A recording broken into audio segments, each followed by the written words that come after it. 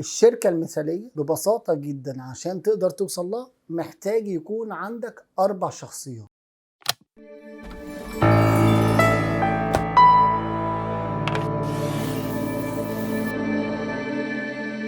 الشركة المثالية ببساطة جدا عشان تقدر توصل لها محتاج يكون عندك 4 شخصيات، تي واس وام ودي. محتاج يكون عندك التكنيشن، ومحتاج يكون عندك السيلز، ومحتاج يكون عندك شخصية المانجيريا، ومحتاج يكون عندك شخصية الديفلوبر. 4 شخصيات لو عندك قدرت تقدر توصل ان انت تبني شركة مثالية بتكبر ويقدر يحصل لها جراف، وتقدر ان انت يحصل لها ديفلوبمنت وتطوير طول الوقت بسهولة وببساطة. شخصية التكنيشن شخصية مهمة جدا جدا جدا بتقوم عليها الشركة. ازاي؟ لان هو ببساطة هيقدر يقدم لك المنتج او الخدمة اللي فيها تميز عن اي منتج تاني مشابه، عن اي خدمة تانية مشابهة. هو ببساطة هيقدر يديك المنتج اللي السيلز تقدر تشتغل عليه وتقدر توصله للعملاء بدون اقناع، بس ان هم يوضحوا ايه نقط التميز اللي فيه. والشخصية الثالثة المهمة جدا شخص